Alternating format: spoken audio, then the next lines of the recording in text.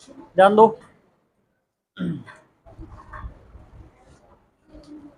पिछले एपिसोड में हमने क्या पढ़ा? हेल्प करेंगे सभी, नोटबुक बंद कर दो। आपसे पूछ पूछ करके मैं ये बताने वाला हूं कि पिछले एपिसोड में क्या पढ़ा है और आज हम क्या पढ़ने वाले हैं। मैंने बताया था कल की क्लास हमने शुरू करी थी कि सिरोही के कालिंदी नामक स्थान पे चला गया था अजीत सिंह, और जब औरंगजेब को पता चला कि कालिंदी में अजीत सिंह है तो औरंगजेब ने वहां आक्रमण करने का प्रयास किया। तो कालिंदी से कहां चला गया? मेवाड़ के राजा राज सिंह की शरण में चला जाता है अजीत सिंह। बाद में औरंगजेब आक्रमण कर देता है और इस दौरान मेवाड़ और मारवाड़ की संयुक्त सेना को औरंगजेब के द्वारा हराया जाता है। और वो युद्ध जिसका नाम था देबारी का युद्ध कब लड़ा गया तो आपको पता है? 1700 कहां 1700 1680 ईस्वी के अंदर लड़ा गया बेटा। 1707 में तो औरंगजेब की मृत्यु होगी, तो 1717 में कैसे लड़ेगा वो आकर के? उस युद्ध में औरंगजेब हरा देता है दोनों लोगों को, मारवाड़ मेवाड़ की संयुक्त सेना को हराने के बाद फिर कहते हैं कि औरंगजेब थोड़े समय बाद अपने पुत्र को भेजता है मेवाड़ और मारवाड़ की सेना को हराने के लिए पुनः। और जो औरंगजेब का पुत्र अकबर सेकंड था वो आकर के सिरोही के अंदर वो आकर के नाडोल पाली के अंदर समय को सम्राट घोषित कर देता है। इस बात का पता भी जब औरंगजेब को चलता है तो वो एक पत्र भेजता है। उस पत्र में लिखा होता है कि बेटा शाबाश, तूने ठीक किया, मुझे आपसे यही उम्मीद थी। ये कूटनीतिक चाल के तहत वो पत्र जानबूझ करके मेवाड़ और मारवाड़ के राजाओं के पास भेज दिया जाता है। मेवाड़ मारवाड़ के राजा जब उस पत्र को पढ़ते हैं तो उनको लगता है कि ये तो गद्दार है अकबर सेकंड, तो इसलिए उसका साथ छोड़ करके वहां से निकल लेते हैं। बाद में जब पता चलता है तो वापस वो आकर के सहयोग करने को तैयार होते हैं। फिर औरंगजेब का ध्यान भटकाने के लिए ये लोग क्या करते हैं? अमर सिंह राठौड़ दुर्गादास राठौड़ उस अकबर सेकंड को लेकर के दक्षिण भारत की ओर चला जाता है। दक्षिण भारत में मराठा राजा संभाजी की शरण में चले जाते हैं। वहां औरंगजेब आक्रमण करता है तो वहां से भी आगे निकल जाते हैं और पारस की ओर चला जाता है अकबर सेकंड, लेकिन अपने बच्चों को सौंप देता है किसे? दुर्गादास राठौड़ को। दुर्गादास राठौड़ उन बच्चों को किसे सौंप देता है? वो तो नाम था बुलंद अख्तर। तो दुर्गादास राठौड़ उन बच्चों को किस व्यक्ति के पास, बाड़मेर में किस व्यक्ति के पास रखता है ना? भूल गए? जगन्नाथ राव चंडोत के पास रखते हैं बाड़मेर के अंदर। फिर वो बालक बड़े हो जाते हैं बच्चे, फिर उन्हें औरंगजेब को सौंप दिया जाता है। औरंगजेब खुश होकर के उन्हें जागीर प्रदान करता है। इस प्रकार से चलता है। फिर जब औरंगजेब की मृत्यु हो जाती है 1707 ईस्वी के अंदर, तब अजीत सिंह आक्रमण करता है जोधपुर पे, और जोधपुर का एक व्यक्ति जिसे हटा करके जोधपुर पे अपना अधिकार कर लेता है। उसके बाद ये मेवाड़, आमेर और जोधपुर की तीनों राजा मिलकर के एक संधि करते हैं जिसे देवारी समझौते के नाम से जानते हैं। इस संधि के तहत दिल्ली में अब 1708 में राजा कौन बन जाता है? बहादुर शाह घबरा जाता है और वो मारवाड़ के राजा को उसे मारवाड़ वापस लौटा देता है अजीत सिंह को। इस प्रकार से अजीत सिंह 30 सालों तक संघर्ष करते वापस शासक बनता है। अजीत सिंह राजा बनने के बाद दुर्गादास राठौड़ को मारवाड़ से निष्कासित कर देता है और दुर्गादास राठौड़ कहाँ चला जाता है? मेवाड़ कुछ समय रहने के बाद फिर उज्जैन चला जाता है और वहीं उसकी मृत्यु हो जाती है। छिपरा नदी के किनारे उसकी छतरी बनी हुई है। अजीत सिंह की बाद में मृत्यु हो जाती है। अजीत सिंह के बारे में एक और बताया कि उसने वैवाहिक संबंध भी स्थापित किए थे मुगलों के साथ। अपनी पुत्री का विवाह फर्रुख शेर के साथ किया था। तो ये दूसरा राजा था जिसने वैवाहिक संबंध स्थापित किए थे। अंत में क्या होता है? अजीत सिंह के पुत्र बख्त सिंह के द्वारा अपने पिता अजीत सिंह की हत्या कर दी जाती है और इस प्रकार से बख्त सिंह मारवाड़ का दूसरा पितरंता बन जाता है। इसके बाद आगे जो राजा बनेगा वो अजीत सिंह का पुत्र अभय सिंह शासक बनेगा। अब आपने अभय सिंह हेडिंग डालनी है और अभय सिंह के बारे में हमें लिखना है।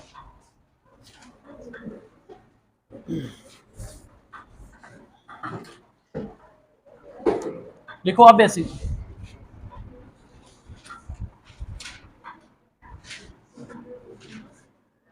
(1724 से 1778) अभय सिंह के काल में एक ही महत्वपूर्ण काम हुआ। 1700 क्या लिख दिया मैंने? 41 है, सॉरी 78 नहीं, 1724 से 1741।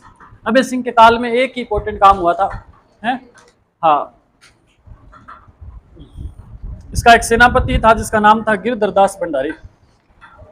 इसके सेनापति का नाम था एक, ये भी स्टोरी थोड़ी सुनने लायक है, मैं आपको बताऊंगा क्या क्या मैटर हुआ था, आप ध्यान देंगे सभी। सेनापति का नाम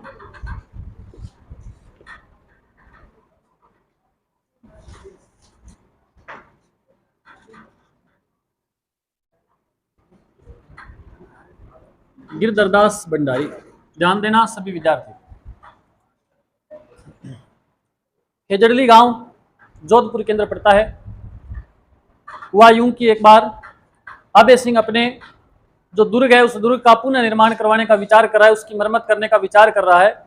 और ऐसी स्थिति में उसे चाहिए बहुत ज्यादा चूना, और चूना वो भी कैसा, पका हुआ चूना चाहिए। उस चूने की मात्रा तो खूब थी, लेकिन उसको पकाने के लिए जो लकड़ियां थी उसकी आवश्यकता पड़ी। लकड़ियों की जब आवश्यकता पड़ी तो राजा अभय सिंह ने अपने सेनापति गिरधरदास भंडारी को आदेश दिया कि लकड़ियों की व्यवस्था की जाए। गिरधरदास भंडारी ने चारों ओर नजरें दौड़ाई, उसे एक जगह खूब लकड़ियां दिखाई दी, और वो गांव था खेजड़ली। खेजड़ली गांव के अंदर खेजड़ी के असंख्य पेड़ लगे हुए थे। गिरधरदास ने अपने सैनिकों को लेकर के वहां पहुंच जाता है, जाकर के उन पेड़ों को काटना शुरू कर देता है।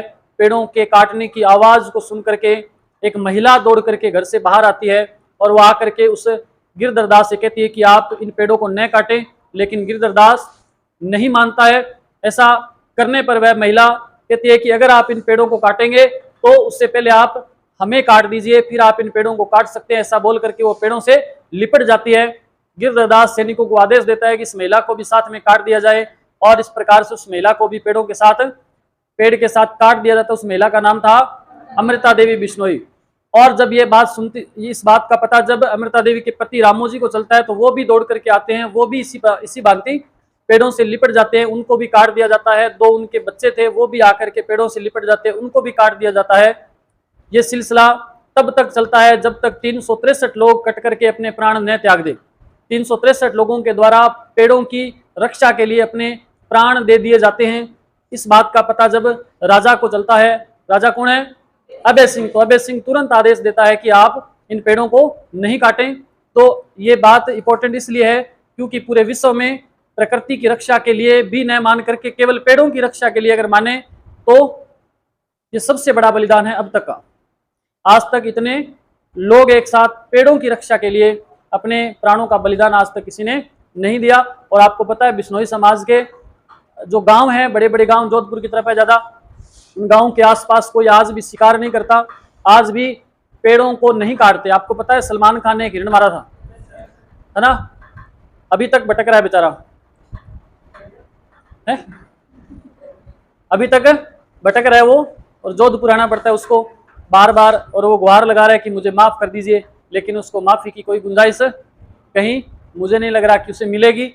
और पता नहीं कब तक उसको भटकना पड़ेगा, और हो सकता है उसे सजा हो जाए तो जेल भी काटनी पड़े उस हिरण के शिकार के लिए, है ना। एक बंदा कह रहा था कि सलमान खान अगर नरेंद्र मोदी के पास चला जाए और कहे कि मैं बीजेपी में शामिल हो जाता हूं, तो नरेंद्र मोदी साहब हो सकता है ये साबित कर दे कि हिरण ने आत्महत्या करी थी, है ना। कहते हैं लोग, मैं नहीं कह रहा। अब देखो आगे बढ़ते हैं, लिखो भी जो इंपॉर्टेंट बातें लिखनी है। बात है 28 अगस्त 1730 की। 28 अगस्त 1730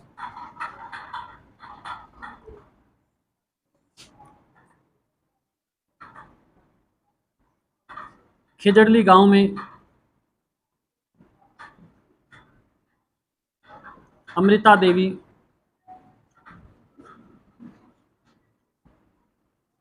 बिश्नोई व उसके पति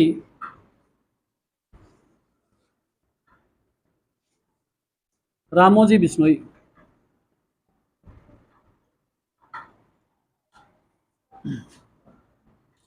तथा इनकी 2 संतानें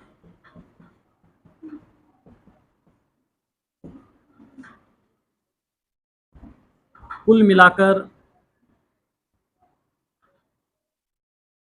363 लोगों ने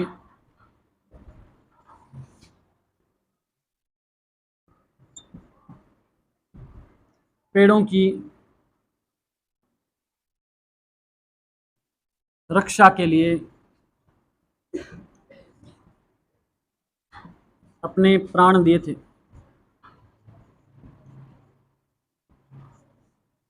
कितने लोगों ने प्राण दिए थे? 363 लोगों ने। खेजड़ली गांव कहाँ है तो क्या बताओगे? खेजड़ली गांव जोधपुर में, बताया मैंने आपको पहले, ब्रैकेट में लिख लो, नहीं तो यहाँ जोधपुर में है ये गांव।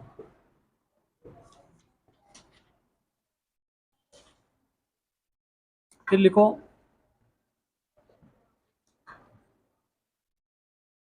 इस घटना को चिपको आंदोलन के नाम से भी जाना जाता है भी, याद रखना। इसे किस आंदोलन से?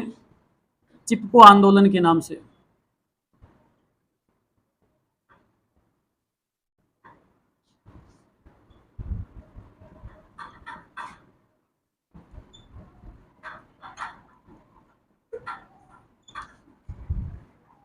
भी जाना जाता है।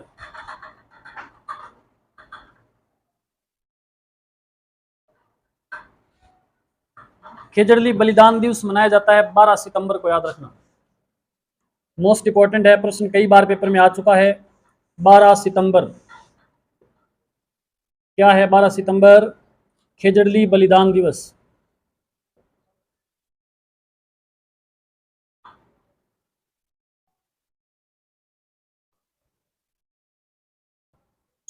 खेजड़ली में मेला भी भरता है। कौन से महीने में? भाद्रपद शुक्ल दशमी को। भाद्रपद शुक्ल दशमी को मेला भरता है। इंपॉर्टेंट बातें दोनों की दोनों ध्यान रखना। 12 सितंबर भी और भाद्रपद शुक्ल दशमी। शुक्ल पक्ष कौन सा होता है? चांदना पंखवाड़ा बोलते हैं उसको, वो शुक्ल पक्ष है। और चांदने पंखवाड़े की दशमी को कौन से महीने में? भादवे के महीने में। भादवे में और कौन सा मेला भरता है? रामदेव जी का। कब भरता है? दूज को, जिसे बाबेरी बीज के नाम से जाना जाता है। क्या पता है आपको? बहुत बढ़िया। भाद्रपद शुक्ल दशमी को मेला भरता है भाई खेजड़ली में।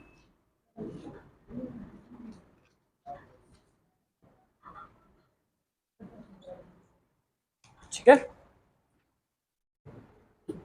अमृता देवी के नाम से एक पुरस्कार भी दिया जाता है, जो शुरुआत हुई थी 1900। कोई बताएगा? या लिख दूं क्या? अमृता देवी पुरस्कार। वन्य जीवों और पेड़ों की रक्षा या उनके लिए कोई विशेष काम करने वाले व्यक्ति को यह पुरस्कार दिया जाता है, अमृता देवी पुरस्कार, जिसकी शुरुआत 1994 में हुई थी। याद रखना, इतनी महत्वपूर्ण बात है। अमृता देवी पुरस्कार की शुरुआत 1994 में हुई थी। ये सारे फैक्ट लिखवा रहा हूं मैं आपके सामने, और सारी की सारी बातें इंपॉर्टेंट है इसमें से। एक बार पेपर में मैंने प्रश्न दिया, एग्जामिनर ने तो अभी तक नहीं दिया, उसका इतना दिमाग चलता नहीं है। मैंने दिमाग चलाया, एक दिन खाली बैठा था और मैंने प्रश्न ये दे दिया, अभी आपसे पूछूंगा। प्रश्न ये दिया, खेजड़ली घटना में अमृता देवी के साथ कितने लोगों ने अपने प्राण दिए थे? कितने? 362 लोगों ने अपने प्राण दिए थे। ध्यान रखना, अमृता देवी के साथ कितने लोगों ने प्राण दिए थे? 362। अब जिसने प्रश्न को ढंग से नहीं पढ़ा उसने फटाफट 1 नंबर ऑप्शन क्या दिया हुआ था? 300 ठोक दिया और राजी हो रहा था। अगले दिन पता चला फिर ढंग से पढ़ा प्रश्न को, अल्लाह ओके हो गया। तो ध्यान रखना, प्रश्न को हमेशा ढंग से पढ़ना चाहिए। आता हुआ प्रश्न गलत हो जाए ना, उसका अफसोस जिंदगी भर रहता है। पोतो पड़पोतो को भी बताओगे बाद में, मेरे को गलत हो क्या 100 प्रश्न एक आवा हो मनो प्रश्न, अरे 1 नंबर में रहे हो। ऐसे मिलते हैं ना बहुत सारे लोग कि गोला गलत भरने वजह 2 नंबर कट गया मेरा, नहीं तो सिलेक्शन हो जा रहा है, आधा नंबर सिलेक्शन हो जाएगा। इसके बाद लिखो, अभय सिंह के दरबार में एक व्यक्ति। नोट कर लिया आपने? ये कर लिया क्या? बोला सी बोला जमा देखे।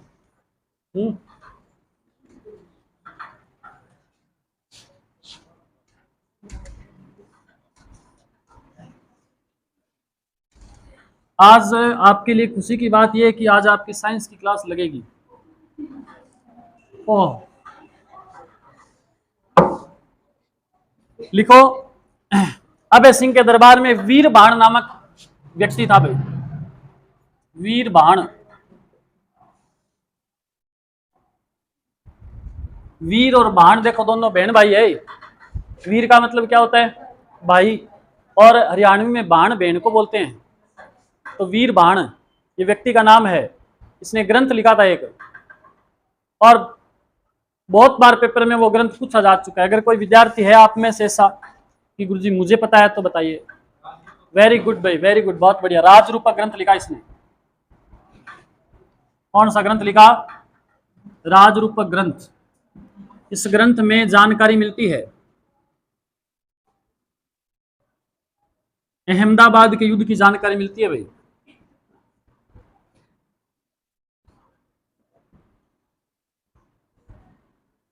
जानकारी कौन से युद्ध की मिलती है? अहमदाबाद युद्ध की जानकारी का वर्णन मिलता है। अभय सिंह और बुलंद खां के मध्य युद्ध लड़ा गया था। ये अहमदाबाद का युद्ध किन किन के बीच लड़ा गया था? बोलो। एक तो अभय सिंह और एक बुलंद खां। देखो इसके हौसले बुलंद है और अभय सिंह बिल्कुल निडर है, इसको भी डर नहीं लग रहा। वर्सेज लिख रहा हूं मैं, जो पहले लिखते हैं ना हमेशा वही जीतता है, याद रखना, मेरे लिखने का स्टाइल है ये बाबूराव का। अभय सिंह का मतलब क्या है? ये अभय सिंह जीत गया था। कौन जीत गया युद्ध? ये अभय सिंह।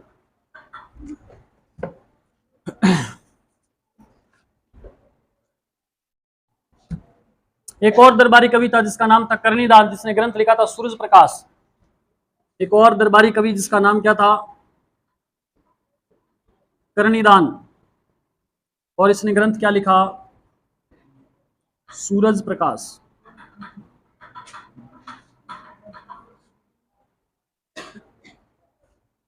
लिखते जा रहे हो ना साथ साथ में?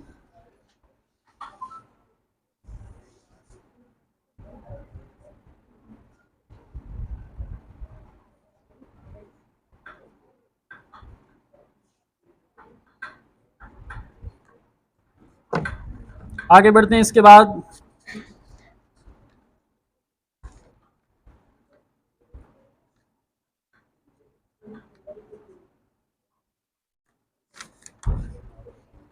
अभय सिंह के बाद राजा बना था राम सिंह। अभय सिंह के बाद राजा कौन बना? राम सिंह। लिख लेना ये बात, कोई विशेष बात नहीं है राम सिंह के बारे में, इसलिए केवल इतना ही लिखो। राम सिंह के बाद में राम सिंह का भाई था बख्त सिंह, वो राजा बना। पहले राम सिंह बना, फिर कौन राजा बना? बख्त सिंह। और बख्त सिंह कौन था बताओ? बख्त सिंह कौन था? अजीत सिंह का पुत्र था। बख्त सिंह का विशेष काम आपको पता ही क्या था? ये सॉरी, बख्त सिंह इसका चाचा, राम सिंह का चाचा था। इधर क्या था इसका? अभय सिंह का राम सिंह पुत्र था, और ये अभय सिंह का क्या है? भाई है। तो पहले राम सिंह को राजा बनाया गया, राम सिंह के बाद में इसको हटा करके किसको बना दिया? बख्त सिंह को राजा बना दिया, क्योंकि बख्त सिंह भयंकर धुरंधर बंदा है, ये कुछ न कुछ कर सकता है, कोई विशेष बात है नहीं। फिर आगे बढ़ते हैं। नया शासक लिखो आगे, विजय सिंह।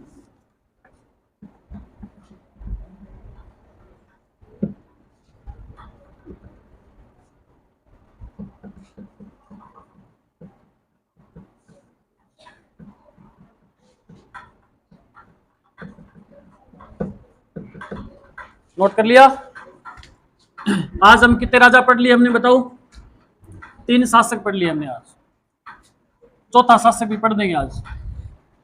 इस स्पीड में चलना चाहिए इतिहास है। लिखो विजय सिंह 1752 से 1803। राजा का नाम लिखो विजय सिंह। 1752 से विजय सिंह का नाम आते ही एक महिला का नाम आता है, विशेष रूप से लिया जाता है। सबसे पहले गुमान सिंह नाम का एक व्यक्ति कोई था। क्या नाम था? गुमान सिंह। ऐसे रो रो के कौन हंस रहा है? खिलखिला के हंसा करो, जोर से, अड़ोस पड़ोस को पता चले, आपको देख के दूसरे भी हंसे। ऐसे धीरे धीरे हंस रहे हैं, ये कोई हंसना थोड़ी हुआ। छींक लेते समय और हंसते समय कंजूसी नहीं करनी चाहिए। गुमान सिंह है, ये कोई राजा नहीं है, ये कोई एक छोटे से क्षेत्र का, वो क्या बोलते हैं, जागीरदार था। ठीक है। और इसका एक पुत्र था जिसका नाम था मान सिंह। क्या नाम था? इसके पुत्र का नाम था मान सिंह, याद रहेगा। इधर जो विजय सिंह है ना, इसकी एक पासवान थी, है क्या नाम? गुलाब दिया नहीं था, गुलाब राय नाम था इसका। क्या नाम था? पासवान का नाम क्या है? गुलाब राय। किसकी पासवान है? विजय सिंह। इसकी कहानी में आपको सुनाऊं ना तो रोना आ जाए आपको, और मैं नहीं चाहता कि आप रो, इसलिए मैं नहीं रोते, फिर मेरा सुनाने का मतलब नहीं है।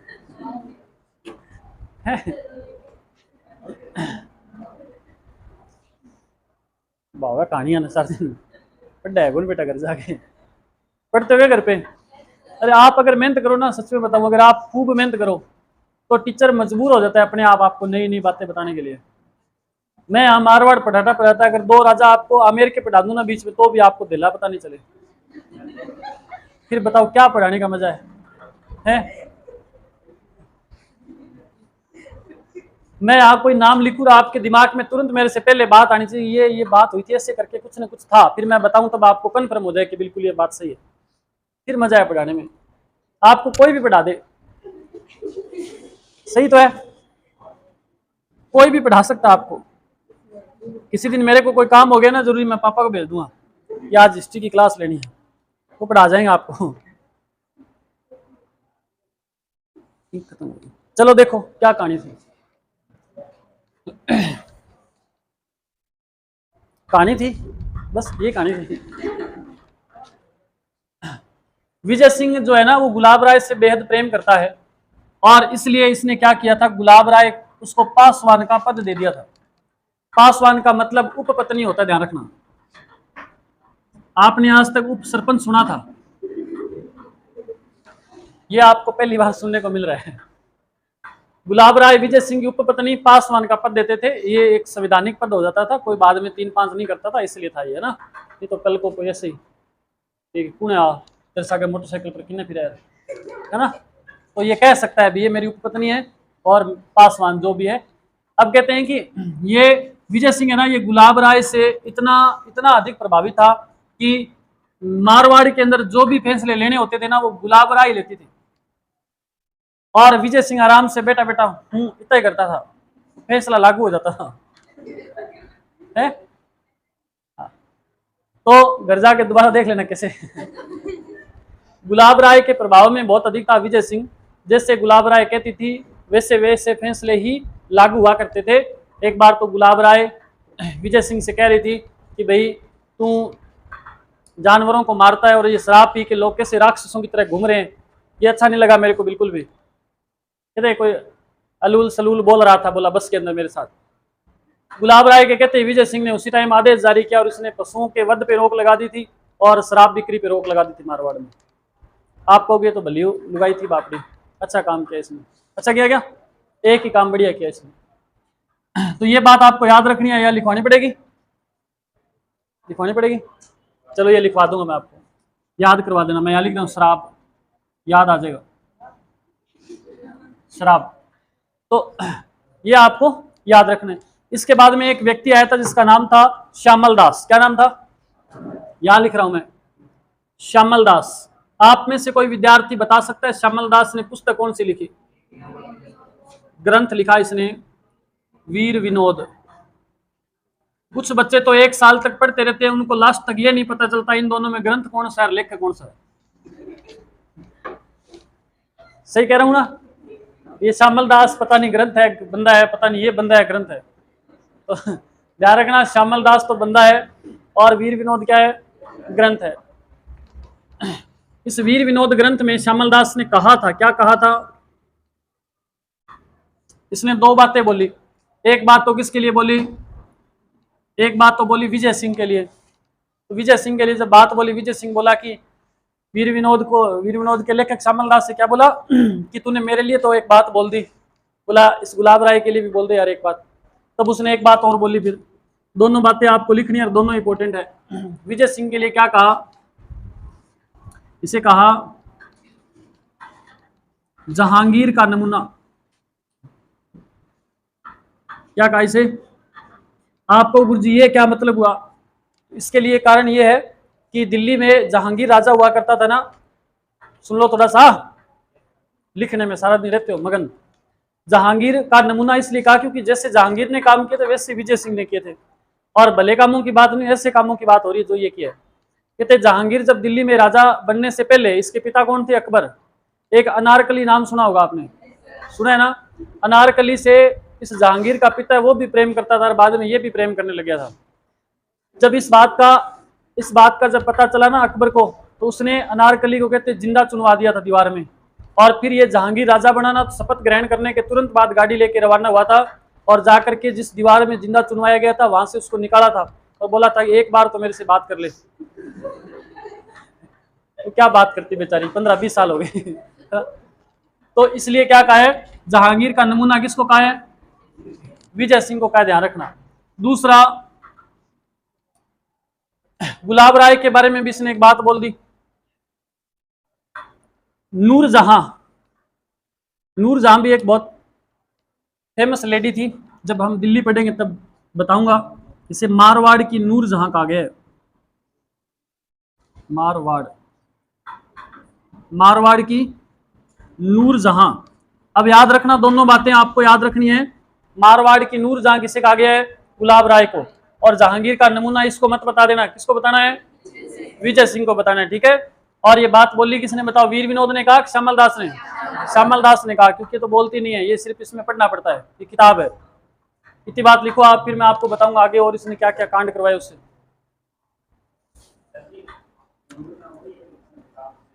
वही बिल्कुल। नूरजहां, अस्मत बेगम, सुना आपने नाम? गुलाब के फूल से क्या बना दिया? इत्र बना दिया, जो आजकल नहीं नहा पाते वो यूज करते हैं। हो जाता है कई बार जल्दबाजी में नहा नहीं पाते, समय नहीं होता, तो फिर वो इत्र का यूज करते हैं। कोचिंग में मत लगा के आना रे, किसी एक दो को चक्कर आने लग जाते हैं, और कोई आपकी वजह से किसी का सिर दर्द होने लग जाए इससे। बिना इत्र ही पहचान लेके मैं बोल दूंगा इसके पास इत्र है, मेरे को बता देना इसके पास इत्र है, लेकिन लगा के नहीं आता, सबको पता चल जाएगा। फिर लिखो आगे, जल्दी से नोट कर लिया तो।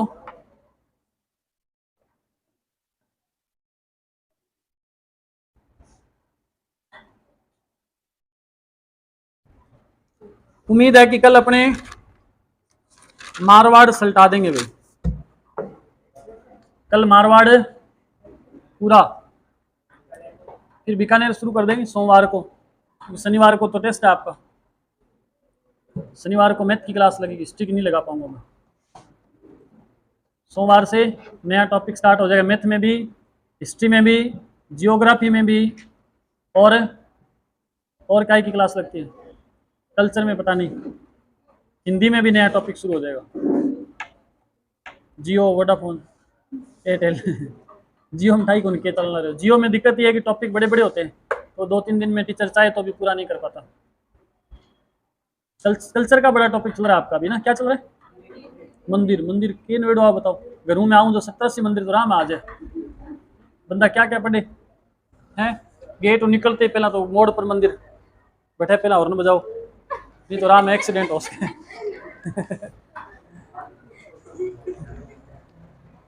नोट कर लिया आपने? ये लिखो आगे।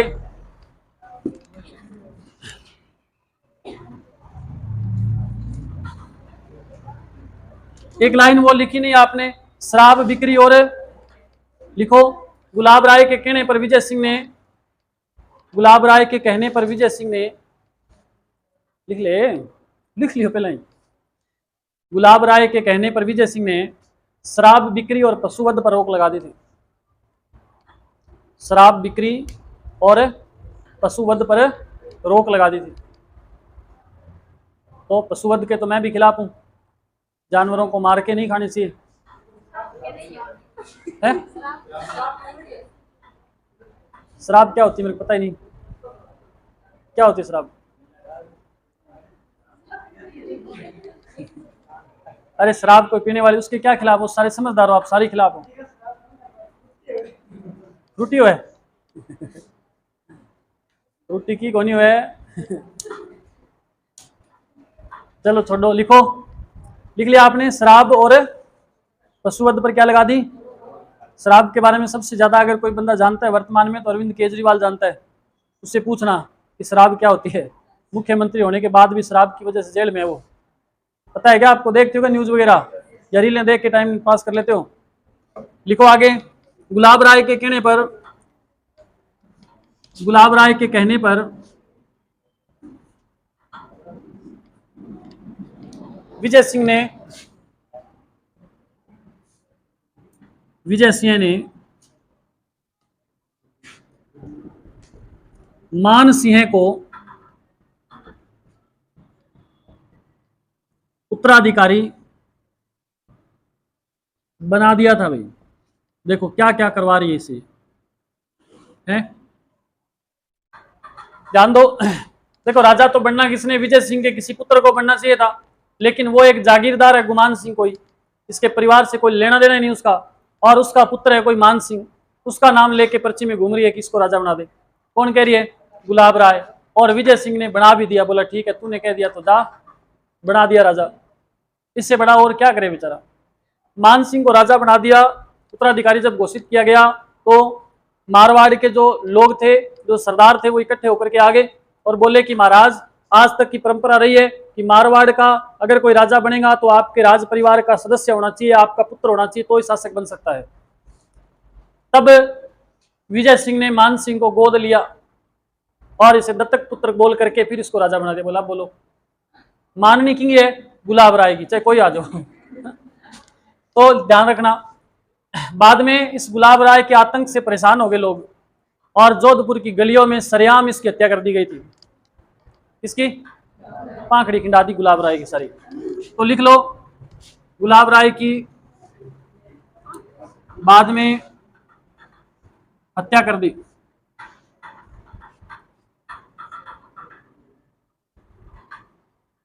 जोधपुर के सरदारों ने। अब थे आ तो कौन चला के भी गुरुजी पंजाब वाला सरदार जोधपुर के रहा, ये वो सरदार नहीं है। 1792 में हत्या कर दी थी इसकी, लिख लेना। आपको गुरुजी पता तो चले कि विजय सिंह कितने साल बिना गुलाब राय के रहा था।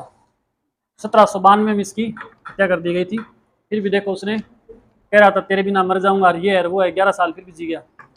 तो लोग ऐसे फेंकते हैं, बातों में नहीं आना किसी के। अब लिखो आगे। विजय सिंह के बारे में इतनी बात इंपॉर्टेंट है, याद रहेगी ये बातें आपको। फिर आपने लिखना है मान सिंह।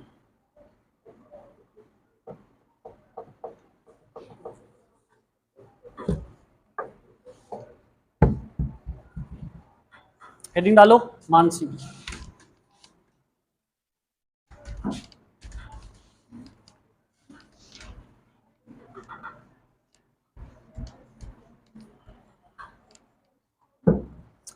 मान सिंह के बारे में एक तो उपाधि लिख लो, मान सिंह की सन्यासी राजा।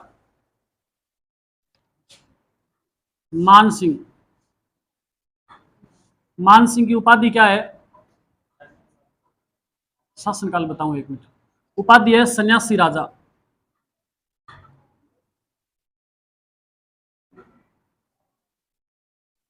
क्यों कहा जाता है? क्योंकि इसने नाथ संप्रदाय,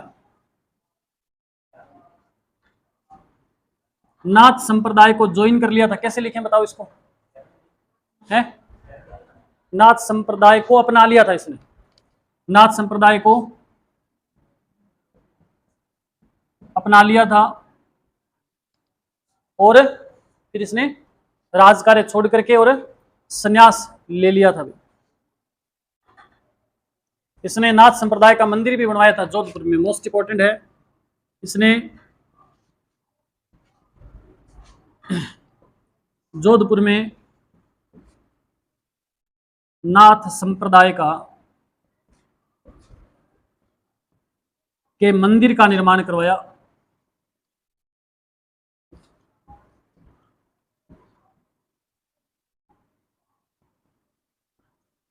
लिखा हुआ आता है महामंदिर,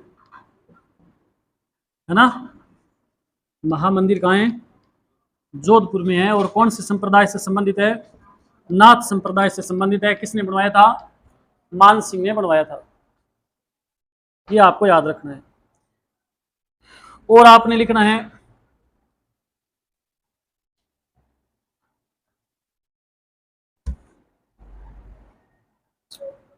और आपको एक खतरनाक बात मैंने बतानी है, पर अभी वो बात पूरी नहीं हो पाएगी, क्योंकि कृष्णा कुमारी विवाद सलटाने का प्लान था मेरा, लेकिन अब मुझे पता है विवाद उलझ जाएगा ज़्यादा, तो सलटा नहीं पाएंगे, लंबा विवाद है वो। मेवाड़ में तो बताया था मैंने आपको, सलटाया था ना, वो कृष्णा कुमारी वापस जिंदा होगी, फिर उसको मारना पड़ेगा। आमेर पढ़ेंगे तब फिर कृष्णा कुमारी को मारेंगे, 3 बार मरेगी। जहर दे के मारा गया था ना, उसको याद है कि नहीं है? हाँ, नाम नाम ही सुना है बस। तो आप क्या लिखोगे आगे? एक तो लिख लो, एक ये लिखो, मान सिंह का दरबारी कवि था बांकीदास। मान सिंह का दरबारी कवि कौन था? बांकीदास लिख लो।